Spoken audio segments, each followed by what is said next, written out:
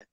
वंचितों को जब मैं वरीयता देने की बात कहता हूं तो वो लोग जो भारत की इस प्रगति पथ पर, भारत जिस प्रकार से आज अमृत काल में आ गया है, आजादी के 75 वर्ष बाद का ये पहला बजट है, यानी कि 75 से 100 वर्ष के बीच का जो अमृत काल है उसका पहला बजट है। इस अमृत काल में जिसमें हमने लक्ष्य रखा है भारत को विकसित बनाने का और दुनिया में सबसे बड़ी अर्थव्यवस्था बनाने का, उसका ये पहला बजट है। तो जो इस दौड़ में जो भी पीछे रह गया उन सब लोगों के लिए इस बजट के अंदर आगे भारत के साथ कदमताल करने का और भारत के विकास में आगे बढ़ने के सुनहरे अवसर देता हुआ बजट है,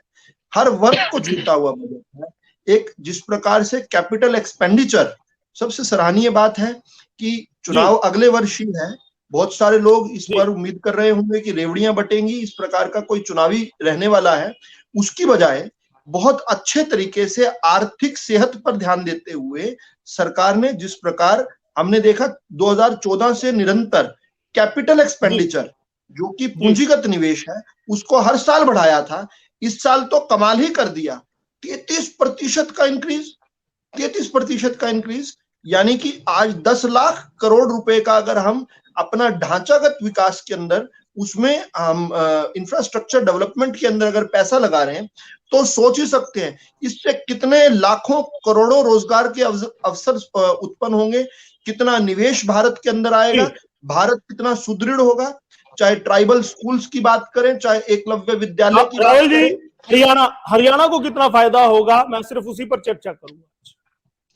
देखिए, हरियाणा भारत का हिस्सा है और जब रेल परियोजनाओं को लेकर 100 नई रेल परियोजनाओं की बात हो रही है, जब रेलवे का बजट, जिस पर हमारे विपक्षी साथी रोज चिल्लाया करते थे रेल बेच दी, रेल बिक गई, अडानी ले गया, अंबानी ले गया, उसमें आज तक के इतिहास का सबसे ज्यादा पैसा 2,40,000 रुपया